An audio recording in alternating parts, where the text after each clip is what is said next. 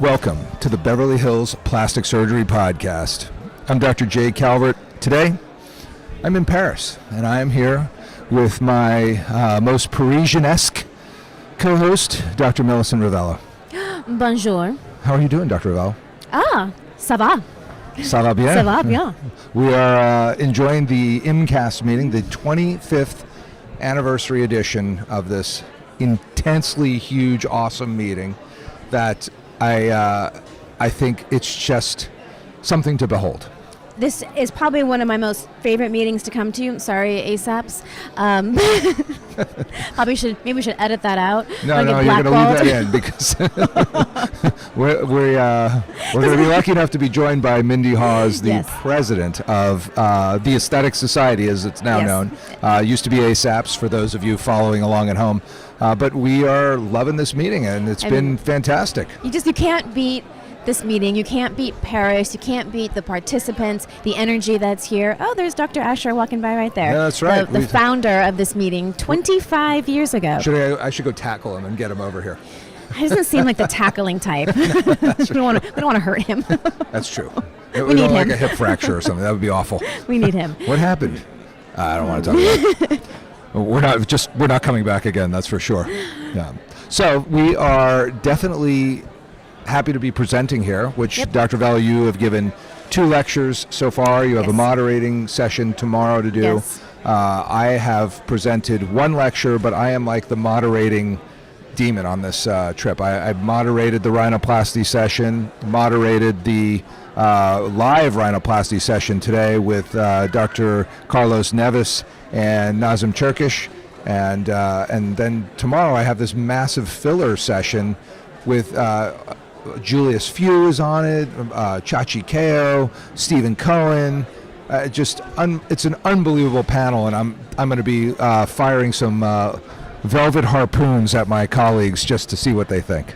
That sounds really exciting. I mean, the things that we've been able to do so far have just been incredible. Yesterday, I had a how to start a podcast talk, which is actually quite well received. I've been getting people coming up to me today saying, I've been thinking about starting a podcast and I really liked what you had to say and I'm going to go home and do it. So that was, really incredible to see, since we are such a homegrown operation, that it was nice to see that we could inspire others to do the same. And I should give my lecture on this podcast about why I should make that a podcast. You should make that a podcast, but it is important because it's not easy. I think people think they think that I'll just talk into this microphone and people are going to listen. That's actually not the case. It really has to be it's got to be a show. It really is like we're giving lots of information on our podcast. We're teaching, we're educating, but it also has to be fun. It can't be a snooze fest, because who is going to listen to it if it puts you to sleep in 3 or 4 sentences, you're done. That's not helpful. We can't have you crashing your car on the 405 because you were listening to our podcast and fell asleep. When I listen to your podcast at night when I try to sleep, it's awesome. You guys are so boring. I'm asleep in minutes. It's the best. It's like a meditation app. There was a guy from Poland, actually. I didn't get his name. He kind of came up to me right as I was about to start the session, so I unfortunately couldn't focus on what he was saying, but he says, I have a similar thing in Poland from Warsaw, so I'm going to try to figure out who it was and hone in on him. But that's awesome. He said, he loves our podcast, listens to it, and that's the thing. It's one of we have a very niche audience for what we do. I mean, this is not going to be Smartless or the Joe Rogan experience, but if you're interested in aesthetics and plastic surgery, then this is a good podcast to have on your listening queue. It makes sense. It makes sense, and it's why we're doing it here in Paris at this amazing meeting, which we love. And I was thinking about that when I was trying to speak French earlier. I'm firmly convinced that the more croissants I eat, the better my French will become. That's I think probably that's the true. trick to being here and getting better at my French. Oui, some croissant and escargot. And before you know it, I'll be fluent. That's what it's going to take. Well, so far, I have to say that the live surgery I just moderated with, of course, with Sebastian Garçon, and then watching Carlos, Nevis, and Nazem. I learned some stuff from those guys, as I always do, and I knew I would. That's why I was so happy to be in that session moderating, because I saw some cool things that Carlos was doing with ligaments. I watched him do a preservation rhinoplasty, which I think was wonderful, and I may do something like that someday if I find the right patient for me. He's very good at it. He can do anything with that. Nazem did a very similar nose to him and did it with an open, a traditional kind of structural rhinoplasty, and they both got incredible results. But I learned from both of them simultaneously things that I'm going to take back to my patients, and it's going to make me better for having been here. 1,000%. I was going to say the same thing. I had a body contouring talk. Actually, I think what I need to take back is actually how they say it here. Contouring.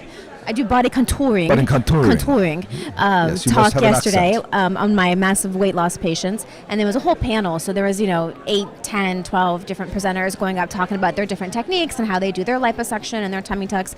And there were several points that I took out of that from probably multiple speakers, and I'm like, oh, that's a good idea. I'm going to do that when I go home, because we all do things similarly, but every country and certainly every surgeon has a different way that they do it. So if you can take even just one of those little tips and tricks from how they do it in Brazil, or how they do it in Spain, or how they even do it in India, it's like, oh, I hadn't thought about that. Because in America we all have different things, but we all go to the same conference, so we all kind of take like similar tips home with us.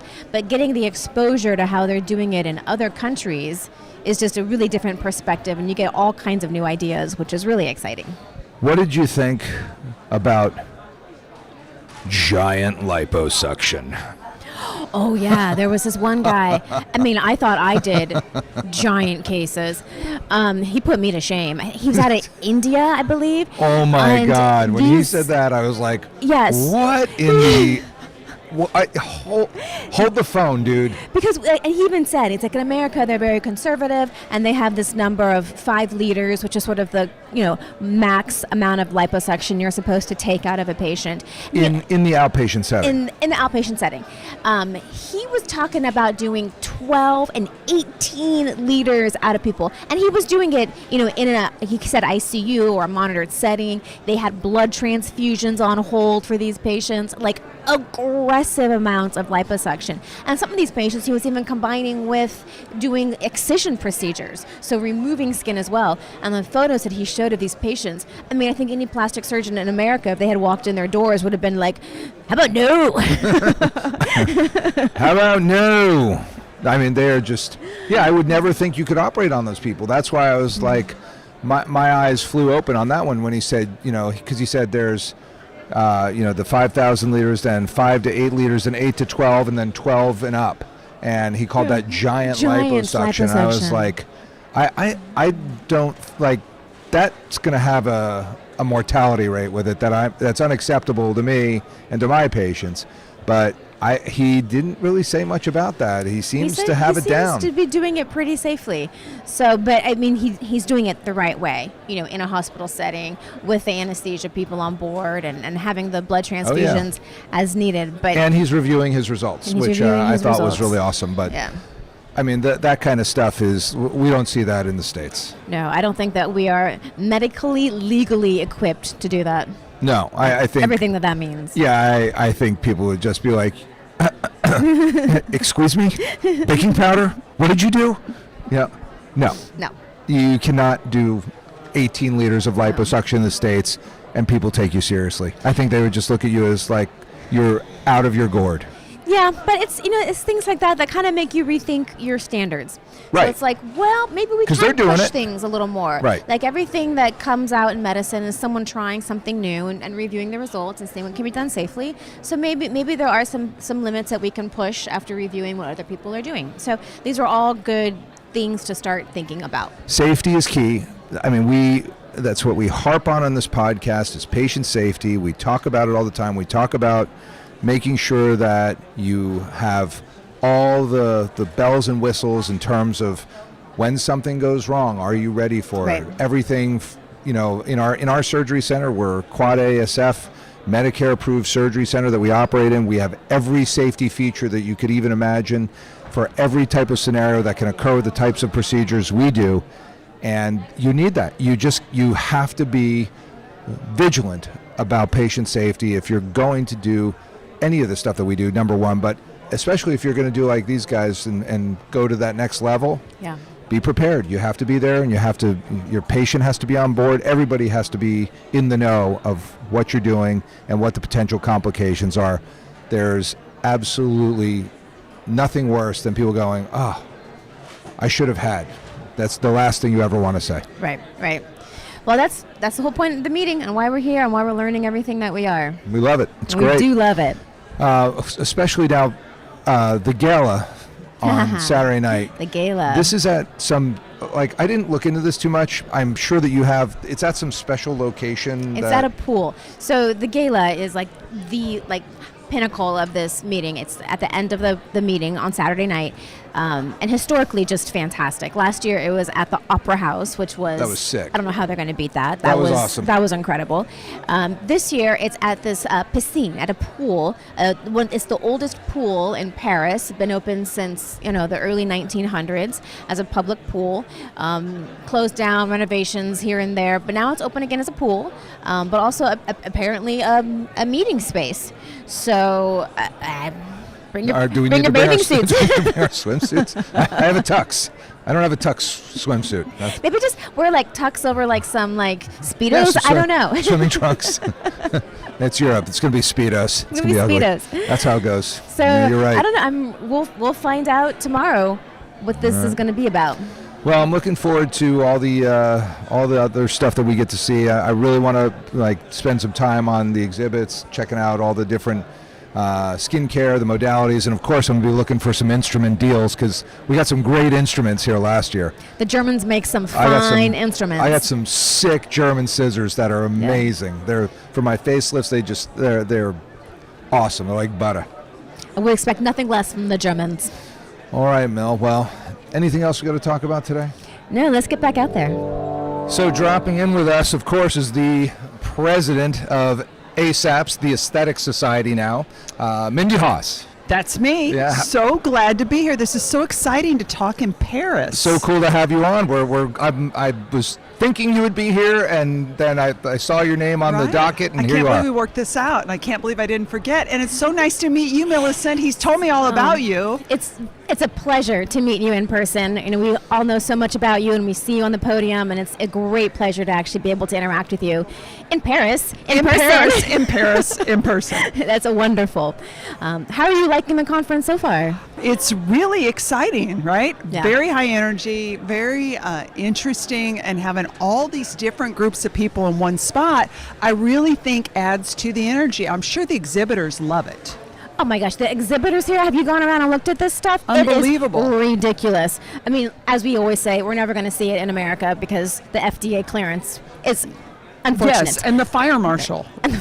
Because they want us to keep everything so far apart, right? Which, safety first, whatever, but That's true. That's a good point. It is a good point. I mean, it's just different here. You can't, there are things that are done here that just can't make it to the U.S. It's just not going to happen. That's for sure. But maybe we could capture that energy.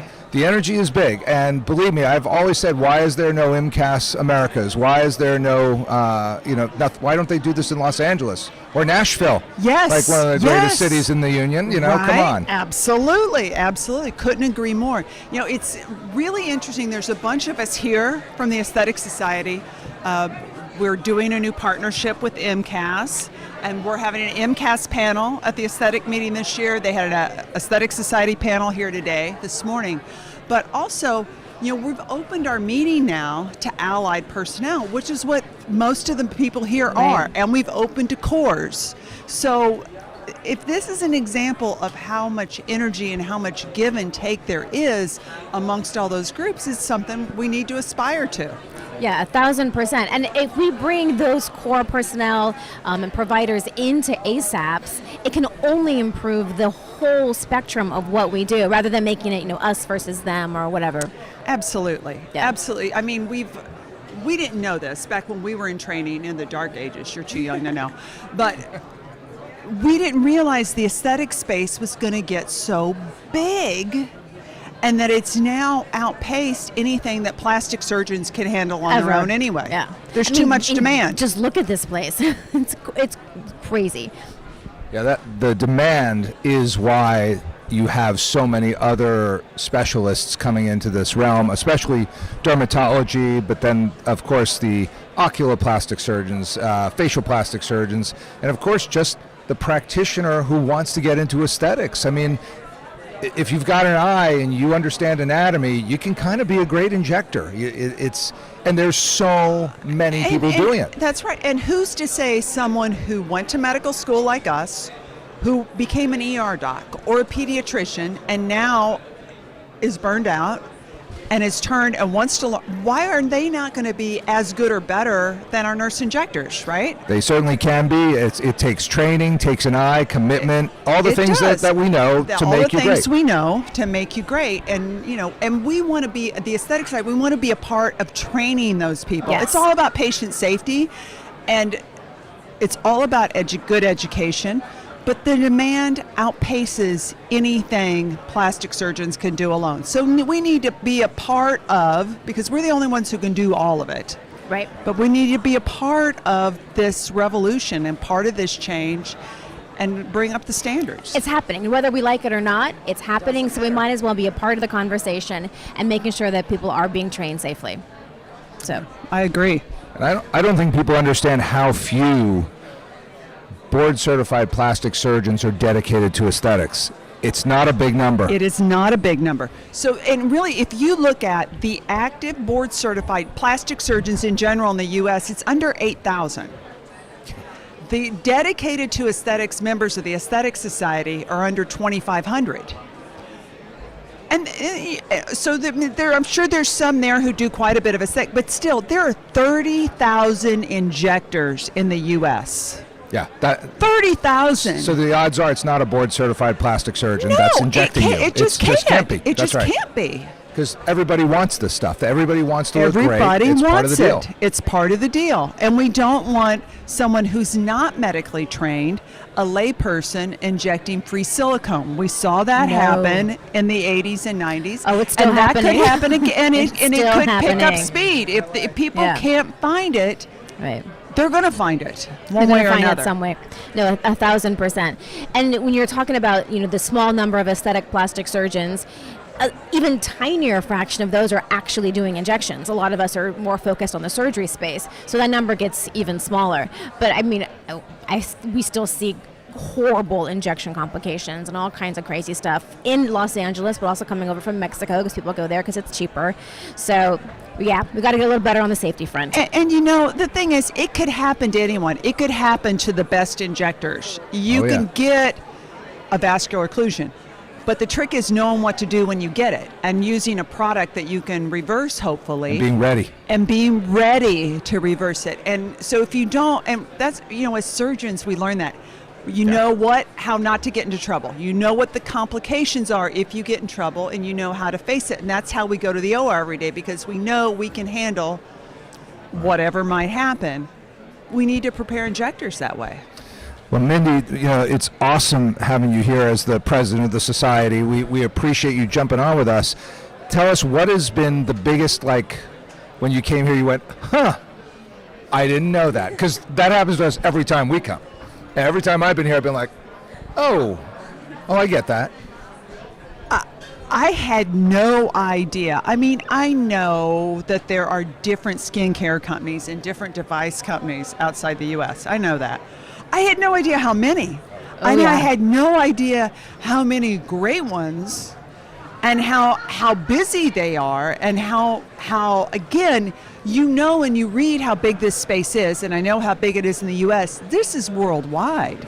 Yeah, this is a whole different animal. And we were talking about this last night, that I feel like in Europe and Asia, they are better or more focused on skin care than we are in the States. So going and getting a facial every week or every month is very much part of your routine, the same way you might get your nails done every few weeks. They are way more skin care focused, and I think that shows in all of the different brands that they have available to them. Yeah, I think that's a very good point. Yeah. I think it's a very good point. And it is so important. I mean, and we see, Botox. We're now really kind of talking preventative Botox. and it does change how we age. Thank God it came out 20 plus years ago is all I can say, right? I'm almost 20. Well, I think I am a 25-year user. So it's changed how 1,000%. I age. Yes. No, but that's it. That's what this meeting is. It was historically about aging, about the science of aging, and then it has just turned into this incredible behemoth of a meeting that's now roped in the plastic surgeons and the products and the vendors.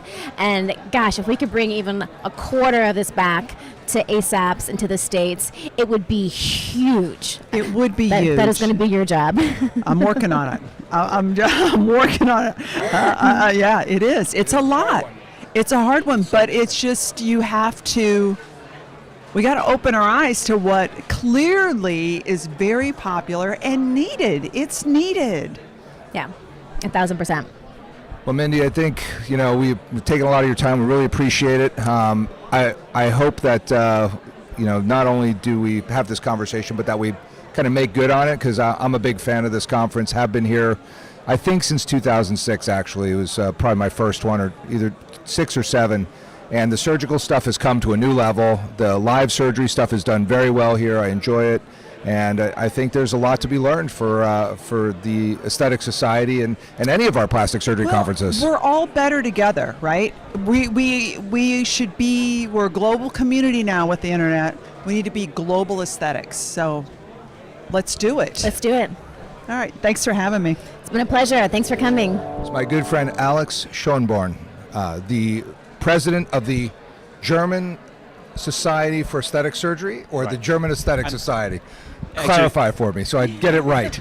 Yeah, thanks. Great to be here. I'm actually the vice president, or the president-elect, and the name of the association is Association of German Aesthetic Plastic Surgeons. So I missed completely. No, you didn't at all. It wasn't even close. It's basically, we are German, so it has to be a kind of a complicated name. Very but good, I like it's that. the equivalent of the Aesthetic Society, if you want to. So we met at IMCAS, and then I came out to a meeting with you. And Yeah. how long have you been coming here? I think it's my 5th year in a row. First time I was here in 2019, and then I think due to COVID there wasn't an IMCAS in 21, but it's the 5th time in a row that I'm here. Yeah, I think I've been coming here since I was like 8 years old. It Oh, seems okay. like forever. I really, this is the 25th anniversary, and it's Yeah. a blast. I mean, Dr. Rovelo, this is like your 2nd or 3rd IMCAS? This is my 3rd IMCAS, and each year I look forward to it, and I can't wait to come back. I'm sure you have a similar feeling with it. How did you get involved with IMCAS? Well, actually, when I was a medical student, I spent 2 years in Paris at medical school, and then 2 years of my residency here in Paris with Vladimir Meets.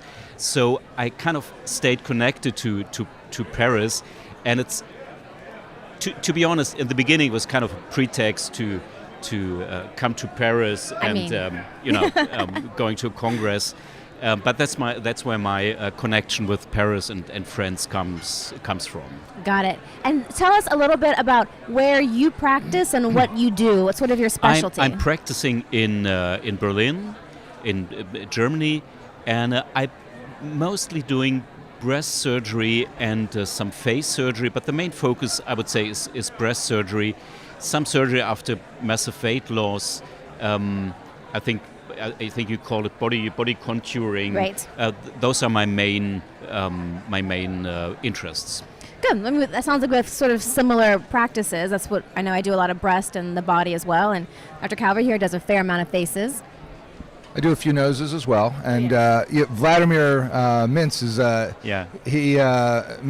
he just is an amazing guy. We were really happy to.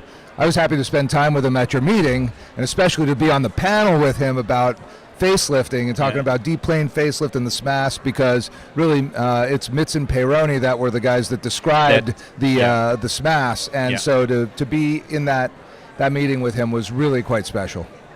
And he's still fully active. I saw him this morning doing a facelift at the Kling. I mean, he's 81 years old, and he's still so incredibly fast. That's always a pleasure seeing someone like him operating. Well, he's a dynamic guy. He's obviously got, he was sharp as a tack. I mean, really smart, completely dialed in, asking big questions. I just think anybody out there who's talking about the deep plane facelift or smash lift or whatever permutation of the facelift approaches has to know about Vladimir Mitz. Yeah, that's true. Yeah. And he's, I'm sorry. Go ahead. And he's still, what I like about him, he loves to teach, and he loves to explain what he does, why he does it, and I think that's a rare quality, especially among all the colleagues. I'm sorry for interrupting you. No, absolutely. And to piggyback on that, I think that's one of the great things that we're seeing at this conference here is how much everyone really is invested in teaching and sharing their techniques. They're not holding on to them or keeping them a secret. So doing all the live surgeries and all of those lectures and presentations have been really exciting to see. Yeah, that's true. What are you looking forward to seeing in the rest of your time here? Tomorrow there's a session on breast surgery, which I will attend. Later this afternoon, I've seen a session on lips. I think it's not lip surgery, but lip enhancement, which I found interesting. Those are the two sessions I would like to attend. I think I'm moderating the breast one tomorrow, great. So I will see One you there reason for more sure. to I'm also looking attend it. forward to seeing what people are going to be talking about, and then I think there's a smattering of some face panels after that I'm looking forward to. Well, and also our colleague Chachi Keo is got a live surgery today at 2, where he's doing the cadaver work. He's already filmed the live surgery, and they're going to be moderating that at 2 p.m. up in Bordeaux, which is really cool. And it's an incredibly huge meeting with, I think he said 18,000 people here. Is that right? Yeah, it could easily be. I think last year was 13,000, so Yes. easily it's massive. possible. They sold out. It's crazy. But, I just love the new tech. Of course, new tech we're never going to see in the United States, but that's okay. We get to enjoy it anyway. Yeah. And not to forget about the gala dinner tomorrow, with a very famous location The pool, yes. at an old swimming pool. That was when I was in Paris. It was still closed. I think it just opened a couple of years ago, and it seems like an amazing Art Deco place. Yeah, I'm looking forward to that. The galas here are always just ridiculous, like in a really good way. Well, I actually got a new tux for the gala, so I'll be sporting that. I got to keep up with this one, who's the fashionista of the century. So, well, listen, Alex, thanks for dropping in with us. We really appreciate it, and we'll look forward to seeing you around IMCAS. It was a pleasure. All right. Well, this is the Beverly Hills Plastic Surgery Podcast coming to you from the 17th arrondissement. 17th? I think it's 17th. It is the 17th because we went to dinner at a 17th from the 17th arrondissement. Oui. Au revoir.